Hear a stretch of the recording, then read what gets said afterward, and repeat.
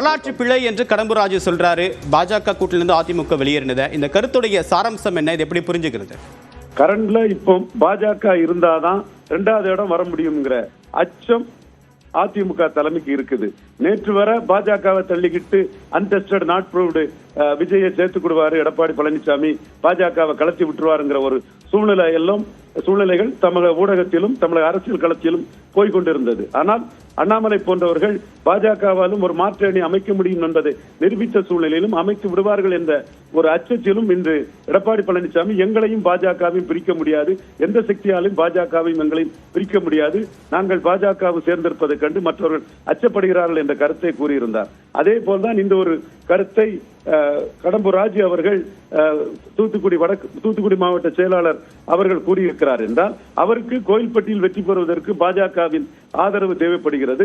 பாஜக கூட்டணி தான் சட்டமன்ற உறுப்பினர் ஆவதற்கு கடம்பூர் ராஜுக்கு மிகவும் இன்றியமையாத ஒன்றாக இருக்கிறது.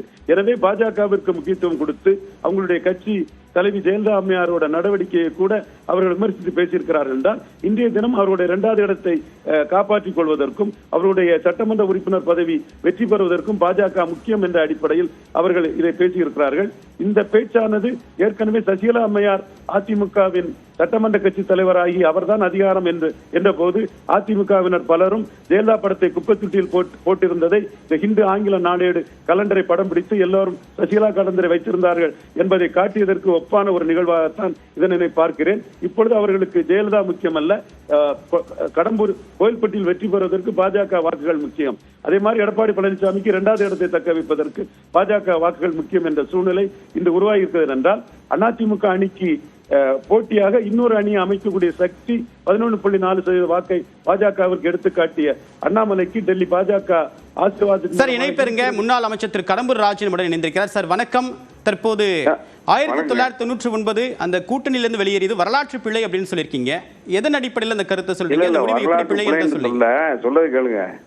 நான் அன்றைக்கு 98 முதலாக பாஜகவோடு கூட்டணி அமைக்கும் போது இந்திய அளவில் யாரும் கூட்டணி சேர்வதற்கு யோசித்த நேரத்தில் மாண்புமிகு அம்மா அவர்கள் துணிச்சலாக பாஜகவோடு கூட்டணி வைத்தார்கள். அந்த கூட்டணி தமிழ்நாட்டில் மகத்தான வெற்றி பெற்று 30 நாடாளுமன்ற உறுப்பினர்களை பெற்று இந்திய துணை கண்டத்திலே பாஜக ஆட்சி முதல்ல மலர்வதற்கு வித்திட்டவர் மாண்புமிகு அம்மா. சில சந்தர்ப்பங்கள் காரணமாக நாங்கள் அந்த ஆட்சியை விட்டு வெளியே வந்த பிறகுதான் 99 அதே பாஜகவோடு திமுக ஆட்சி கூட்டணி வைத்து ஆட்சி அதிகாரத்தில் 5 ஆண்டுகள் அனுபவித்தார்கள். நாங்கள் பாஜகவோடு கூட்டணி வைத்தால் அது தீண்டத்தகாத கட்சி, திமுக கூட்டணி வைத்தால் பாஜக நல்ல கட்சியா என்ற கருத்தை தான் சொன்னே தவிர இது தவறுதலாக 2 நாட்கள் கழித்து சிரித்து கூறப்படுகிறது என்பதுதான் என்னுடைய கருத்து.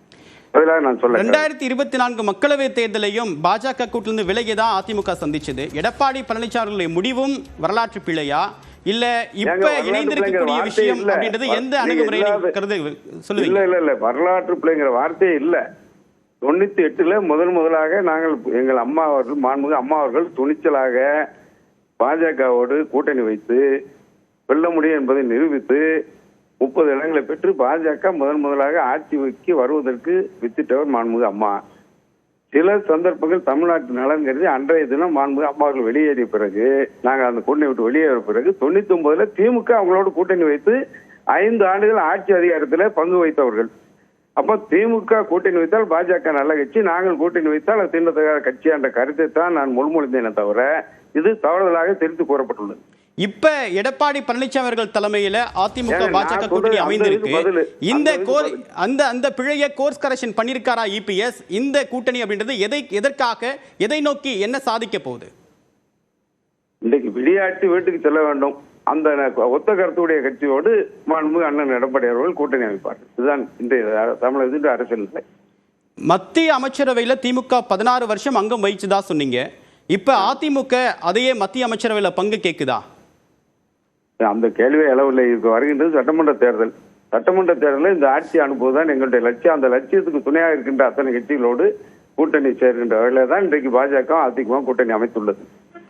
முதல்ல நான் சொன்ன கருத்து தவறுதலாக திரித்து கூறப்பட்டுள்ளது, திரித்து செய்தியாக வெளியிடப்படுகிறது என்பதை நான் கண்டிக்கிறேன். இது இறுதி கேள்வி சார்.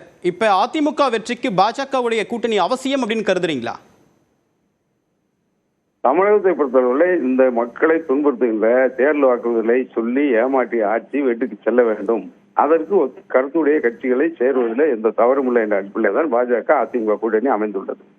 உங்களுடைய கருத்துக்களுக்கு மிக்க நன்றி சார். திரு ரவீந்திரன், என்னுடைய கருத்து திரித்து கூறப்பட்டிருக்கு, நான் அது அந்த வகையில படியா பேசல அப்படின்னு சொல்றாரு. இல்ல, கருத்து திருத்தி கூறப்பட்டிருக்கிறது என்று அந்த இதுக்கு வரல. அவரே அதை மறுத்தும் பிறகு நாம அதை பேசுவது முறையாக இருக்காது. பட் இப்பொழுது அவர் கூறிய கருத்துக்கு என்னன்னா, திமுக பாஜக கூட கூட்டணி வைக்கலையான்னு கேட்கிறாரு.